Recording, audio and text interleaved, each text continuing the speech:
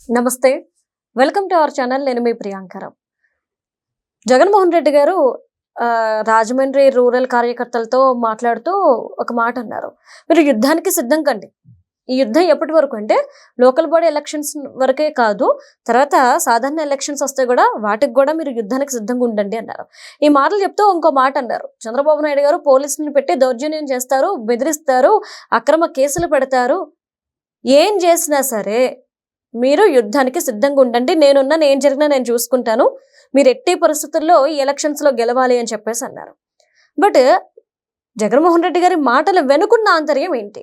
Law and order ఇక్కడ సరిగ్గా లేదు అని చెప్పడం కోసం ఇక్కడ బ్యాలెట్ ఓటింగ్ జరగబోతుంది కాబట్టి ఇది సరిగ్గా చేయలేకపోయారు, ఇందులో చంద్రబాబు నాయుడు గారు ఫెయిల్ అయ్యారు అని చూపించేందుకు వీళ్ళకి ఒక రకమైన హింట్ ఇస్తున్నారా?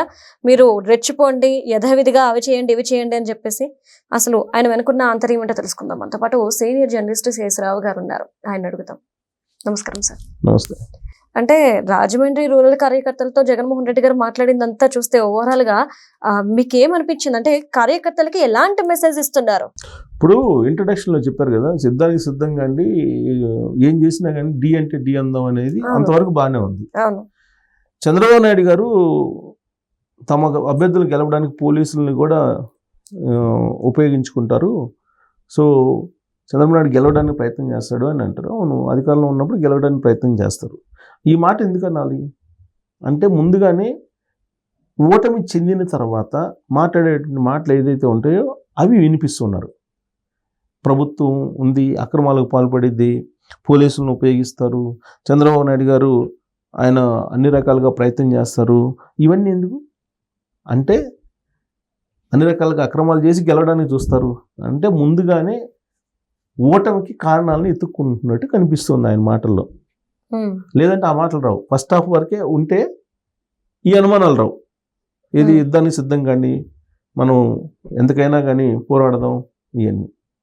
ఆయన ఏం చెప్తున్నాడంటే, అయిపోయింది, కళ్ళు మూసుకుంటే రెండు సార్లు మళ్ళీ మనం అధికారంలోకి వచ్చేస్తాం.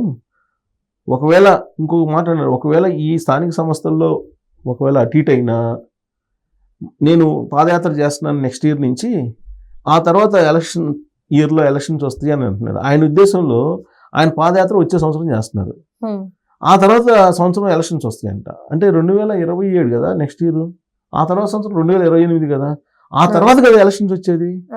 ఆయన మాత్రం నెక్స్ట్ ఇయర్ నేను పాదయాత్ర చేస్తున్నాను, ఆ తర్వాత సంవత్సరం ఎలక్షన్ వచ్చేస్తాయి అని చెప్తున్నారు. ఆయన చెప్పిన దాని ప్రకారం 2028లో రావాలి. కానీ అలా రావు కదా. కళ్ళు మూసుకుని కళ్ళు తెరిచినంత మాత్రాన సంవత్సరాలు మారిపోవు. సో కాబట్టి జగన్మోహన్ రెడ్డి గారు ఏం చెప్తారు, ఈ స్థానిక సంస్థల ఎన్నికల్ని చూపించి జగన్మోహన్ రెడ్డి గారి పార్టీని క్లోజ్ చేసే ప్రయత్నం చేస్తున్నారు అనేది ఒక భయం అనేది ఏర్పడింది అని అంటే, దాని అర్థం ముందస్తుగానే మీరు ఓటమిని అంగీకరిస్తున్నట్టు ఆయన మాటల్లో ఉన్నాయని చెప్పి చెప్పటంలో మనం సందేహించాల్సిన అవసరం లేదు. కారణం ఏంటంటే, గెలిచే వాళ్ళు మాటలు అలా ఉండవు. పైగా జగన్మోహన్ రెడ్డి గారికి తెలుసు తన అధికారంలో ఉన్నప్పుడు లోకల్ బాడీ ఎలక్షన్స్ని ఏ విధంగా నిర్వహించారు అనేది. సో చంద్రబాబు నాయుడు గారు కూడా అధికారంలో ఉన్నప్పుడు ఏ విధంగా చేస్తారనేది ఆయనకు తెలుసు. అధికారంలో ఉన్నప్పుడు జగన్మోహన్ రెడ్డి గారు లోకల్ బాడీ ఎలక్షన్స్లో ఎలా రిజల్ట్ సంపాదించారో ఆయన తెలుసు, చంద్రబాబు నాయుడు గారికి కూడా తెలుసు, జగన్మోహన్ రెడ్డి గారికి కూడా తెలుసు. కాబట్టి ఇప్పుడు కూడా నెక్స్ట్ రాబోయే రిజల్ట్ ఎలా ఉంటాయి అనేది జగన్మోహన్ రెడ్డి గారికి తెలుసు, చంద్రబాబు నాయుడు గారికి కూడా తెలుసు. ఎలా ఉంటాయి, ఆ రోజున అధికారంలో ఉన్నప్పుడు వైఎస్ఆర్ కాంగ్రెస్ పార్టీకి ఎలా వచ్చినాయో రిజల్ట్, ఇప్పుడు అధికారంలో ఉన్నటువంటి కూటమి ప్రభుత్వానికి కూడా అలానే వస్తాయని చెప్పి ఇద్దరికి క్లారిటీ ఉంటుంది. జగన్మోహన్ రెడ్డి గారికి కూడా క్లారిటీ ఉంది. అందుకే ఆయన ముందస్తుగానే ఓటమికి కారణాలు బహుశా ఎత్తుక్కుంటున్నట్టు ఆయన మాటలు కనిపిస్తూ ఉన్నాయి. డైరెక్ట్ ఎలక్షన్స్ పైగా ఇంతకు ముందులాగా కాదు కదా. ఇప్పుడు మున్సిపల్ చైర్పర్సన్స్ అలాగే మేయర్లు సంబంధించిన ఎలక్షన్స్ డైరెక్ట్ ఎలక్షన్స్ జరుగుతుంది. సో వన్స్ ఎలక్షన్ జరిగిన తర్వాత క్లారిటీ ఉంటుంది, కొనుగోళ్ళు అమ్మకాలు ఇవి కూడా ఉండవు. కాబట్టి ఫెయిర్ ఎలక్షన్ ఉంటుంది. ఈ ఫెయిర్ ఎలక్షన్లో కూడా మీరు ఓడిపోయారు అనుకోండి, వైఎస్ఆర్ కాంగ్రెస్ పార్టీ పరిస్థితి ఏంటి? 2029 నాటికి అక్కడ మిగిలినటువంటి వాళ్ళు ఎవరైతే ఉన్నారో వాళ్ళు కూడా ఆల్రెడీ పక్క చూపులు చూస్తున్నారు. క్లారిటీ వచ్చారు, వాళ్ళు క్లారిటీకి వస్తారు 2029లో ఏం చేయాలనే దాని మీద. ఈ మున్సిపల్ ఎలక్షన్స్ అనేది డూ ఆర్ డై సమస్య వైఎస్ఆర్ కాంగ్రెస్ పార్టీకి. డూ ఆర్ డై సమస్య, మామూలు సమస్య కాదు. ఈ ఒక రకంగా మినీ ఎలక్షన్స్. ఆయన ఏమో చిన్న ఎలక్షన్స్ అంటున్నారు, ఏముందిలే చిన్న ఎలక్షన్స్ అంటున్నారు. ఆ మాటల్లోనే అర్థమవుతుంది ఆయన నెగ్లిజెన్సీ కాదు, ఓటమికి అంటే ఏం పెద్ద ఎలక్షన్స్ కాదులే, ఓడిపోయినా పర్లేదు అనే సంకేతం పంపించేలాగా మాట్లాడుతున్నారు. చిన్న ఎలక్షన్స్ అని అంటున్నారు.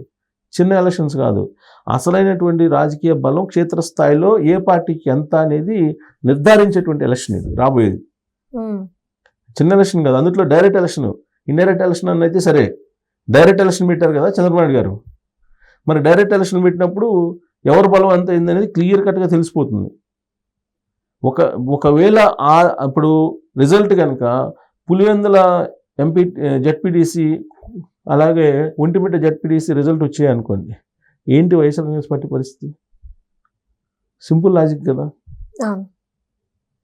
కూటమి ఎలాగో మెజారిటీ స్థానాలు గెలుస్తుంది. అసలు ఎలక్షన్కి వెళ్తారా లేదా డౌట్ నాకు జగన్మోహన్ రెడ్డి గారు. ఎందుకంటే చెప్తారు చంద్రబాబు నాయుడు గారు అప్పుడు ఎలక్షన్లు బహిష్కరించారు, నేను కూడా బహిష్కరిస్తున్నాను అని చెప్తారు. అందుకే చంద్రబాబు నాయుడు గారు నేను నాకు క్లారిటీ ఇచ్చారు. జగన్మోహన్ రెడ్డి గారు ఎలాంటి వాళ్ళు అనండి, ఇప్పుడు 89 నా ప్రాంతంలో ఎన్టీ రామారావు గారు ఓడిపోయిన తర్వాత అసెంబ్లీకి పోకపోయినప్పటికీ తాను తన ఎమ్మెల్యేలు పోయి ఫేస్ చేసాం మేము అని చెప్పారు చంద్రబాబు నాయుడు గారు. అలాగే 2019లో 23 ఎమ్మెల్యేలతో తాను వెళ్ళాను, వాళ్ళకి ఎంత కించపరుస్తున్నా ఏం చేసినా ప్రజా సమస్యలు తెలియాలనేటువంటి ఉద్దేశం తాను వెళ్ళాను అసెంబ్లీకి. కానీ జగన్మోహన్ రెడ్డి గారు మాత్రం అసెంబ్లీకి రావట్లేదు, ఆయన రాకపోగా ఆయన ఎమ్మెల్యేలు కూడా రానియట్లేదు. ఇలాంటి పార్టీని తన జీవితంలో చూడలేదని చెప్పి చంద్రబాబు గారు చెబుతున్నారు. అసలు ఎప్పుడు చూడలేదు ఇలాంటి పార్టీని. ఇప్పుడు కేసీఆర్ గారు ఉన్నారు ప్రతిపక్ష నాయకుడిగా, ఆయన రావట్లా. అట్లీస్ట్ అలా ఎమ్మెల్యేలు వెళ్తున్నారు కదా, ఆ పార్టీ ఎమ్మెల్యేలు వెళ్తున్నారు. అసలు ఎమ్మెల్యేలనే వెళ్లకుండా చేస్తే కేసీఆర్ గారు అది ఎలా ఉంటుంది? ఇప్పుడు ఆంధ్రప్రదేశ్లో అదే జరుగుతుంది. జగన్మోహన్ రెడ్డి గారు వెళ్ళకపోగా వాళ్ళ ఎమ్మెల్యేలు కూడా వెళ్లకుండా చేసేస్తున్నారు. సో విచిత్రమైనటువంటి పార్టీ ఇది అని చెప్పి చంద్రబాబు నాయుడు గారు చెప్తున్నారు. ఇప్పుడు రేపు లోకల్ బాడీ ఎలక్షన్స్లో కూడా ఎన్నికలను బహిష్కరించే అవకాశం ఉంది. ఎందుకంటే జగన్మోహన్ రెడ్డి గారి క్లారిటీ ఉంది, తాను ఎలా చేసింది అధికారంలో ఉన్నప్పుడు లోకల్ బాడీ ఎలక్షన్స్ని తనకు బాగా తెలుసు. ఇప్పుడు ఉండేది చంద్రబాబు నాయుడు గారు ఇంకా సీనియర్ కదా, చంద్రబాబు నాయుడు గారు ఏం చేస్తారో కూడా బాగా అవగాహన ఉంది జగన్మోహన్ రెడ్డి గారికి. కాబట్టి నాకు తెలిసినంతవరకు అంచనా నేను ఎక్స్పెక్ట్ చేస్తుంది జగన్మోహన్ రెడ్డి గారు ఆ ఎన్నికలను బహిష్కరించే అవకాశం ఉంది. Thank you so much sir.